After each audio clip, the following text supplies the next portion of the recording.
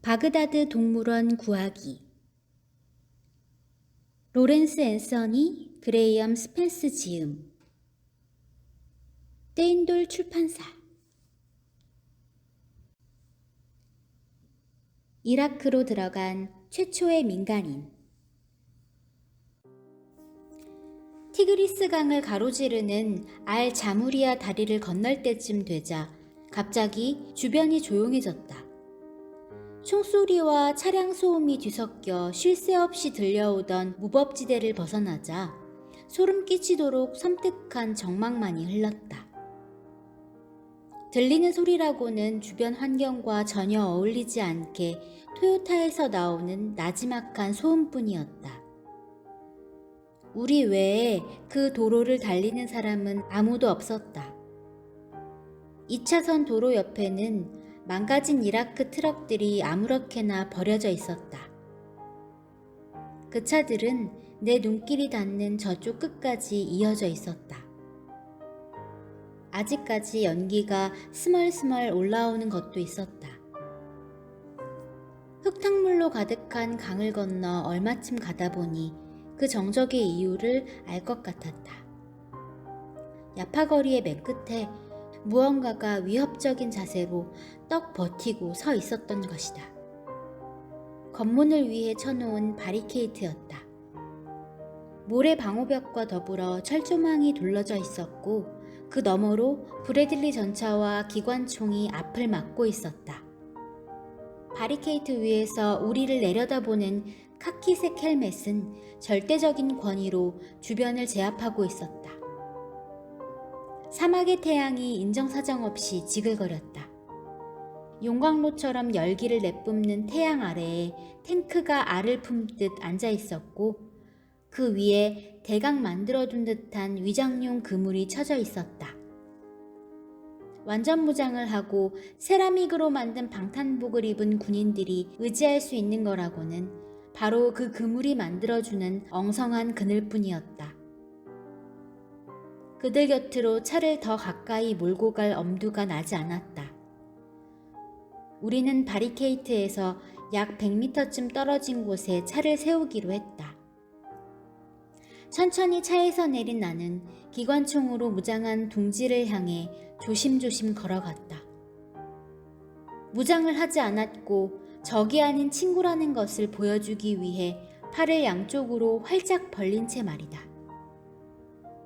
긴장감으로 숨이 턱 아래까지 차올랐다. 바늘 하나만 던져도 그 긴장감이 펑 터질 듯한 분위기였다. 내가 대체 왜 이 고생을 하고 있는 걸까? 바그다드는 이제 독재자로부터 해방되었다고 하지 않았나? 거대한 사담 후세인의 동상이 금속 도미노처럼 쓰러지는 장면을 텔레비전에서 본 기억이 났다. 사담 후세인의 친위 게릴라들이 도주 중이라는 보도도 들었다. 이라크인들이 거리에 나와 그 기쁨을 만끽하고 있다고 했는데 하지만 현실은 믿기 힘들 만큼 끔찍했고 거리에서는 아주 조금의 기쁜 감정도 찾아볼 수 없었다.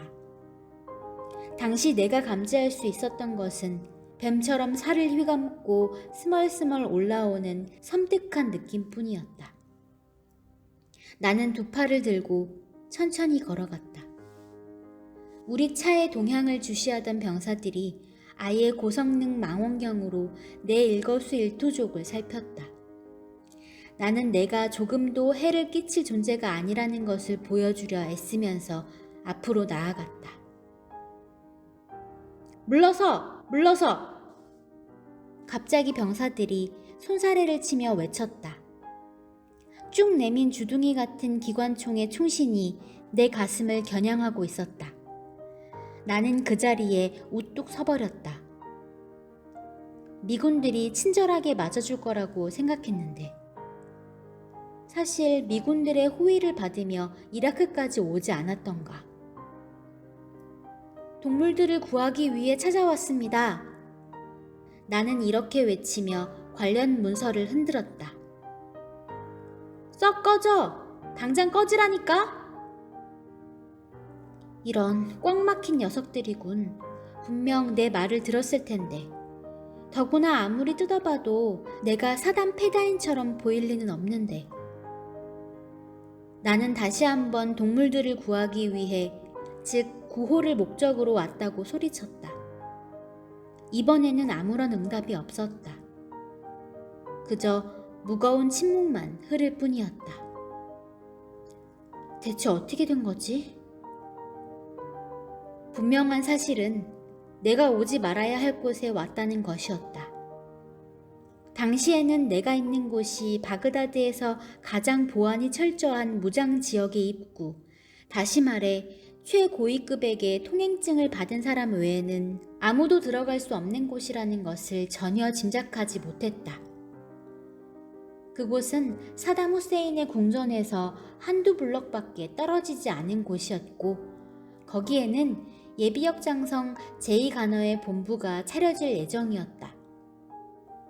그 지역에서는 모두 신경쇠약에 걸릴 만큼 보안에 예민했으며, 허가를 받지 않은 채 그곳을 통과하거나 근처에 멈추어 서는 차량은 에이브러함 탱크에 105mm 포탄이 날아가 버리는 것이 예사였다.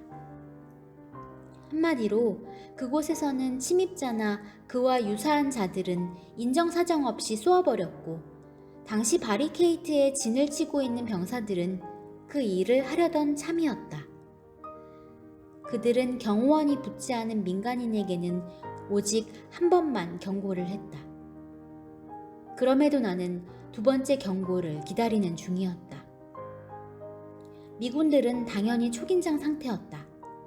그처럼 철통같이 보안을 하는 데는 충분한 이유가 있었다. 텔레비전에서는 신속하게 미군의 승리를 보도했지만 사실 바그다드의 많은 지역이 아직 함락되지 않은 상태였다. 사담 후세인에게 충성을 바치며 완강하게 버티는 바트 당원과의 싸움이 곳곳에서 계속되고 있었다는 얘기다. 당시에는 몰랐지만 바로 며칠 전 나자프의 바리케이트에서 자살폭탄 사건이 발생해 해병대원 4명이 사망했다. 카르발라에 주둔하고 있던 미군이 멈추라는 명령을 듣지 않은 차를 벌집으로 만들어 여성과 아이를 포함해 7명이 사망하는 일도 있었다. 쿠웨이트인들은 돌아오라고 미친 듯이 손짓하고 있었다. 알자와라 공원은 도시 중심부에 직사각형으로 자리 잡고 있었기 때문에 바그다드 동물원으로 들어가는 입구는 또 있을 터였다. 우리는 걸음아 날 살려라 하며 차를 유턴해 그곳에서 빠져나왔다.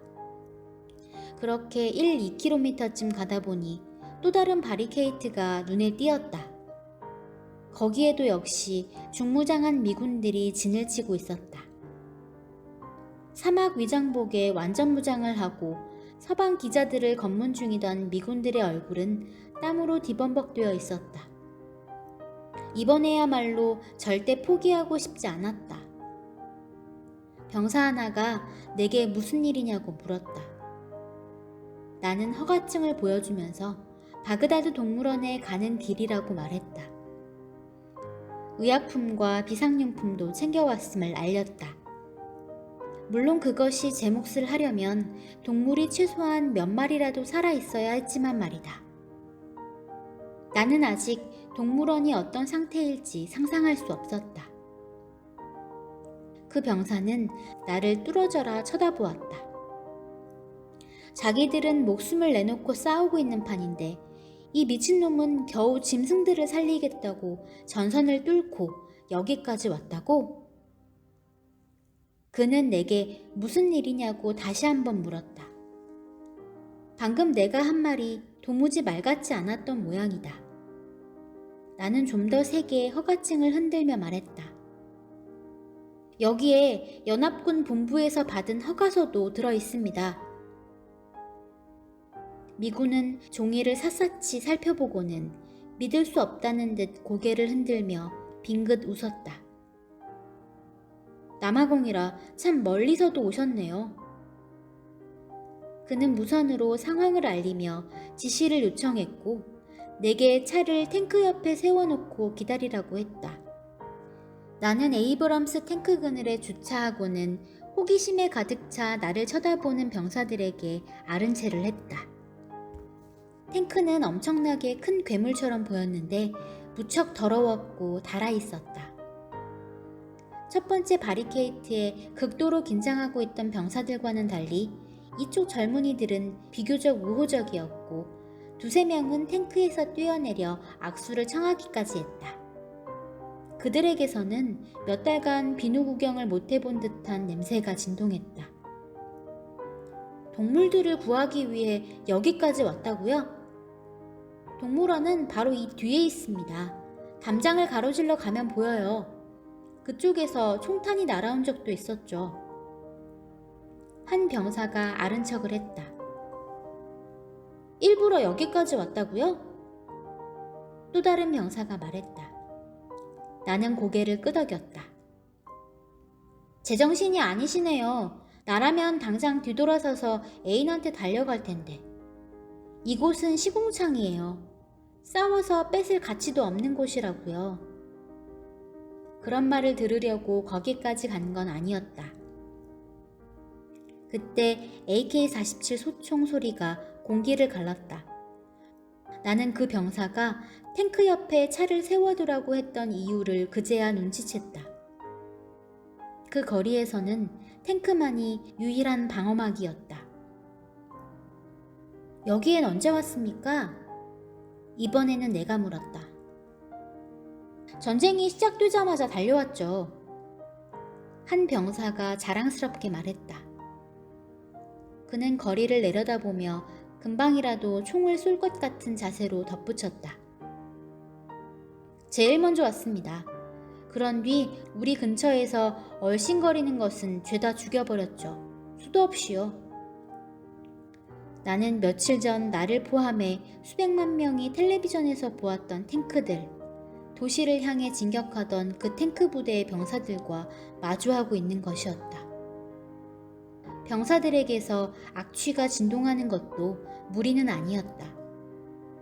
그들은 지난 3주간 밀폐된 탱크 안에서 계속 싸워온 터였다. 그들이 전쟁터에서 흘린 땀과 마구 분출된 아드레날린, 그리고 코르다이트 무연 화약 냄새가 코를 찔렀다. 나는 되도록 숨을 깊게 들이쉬지 않으려고 노력했다.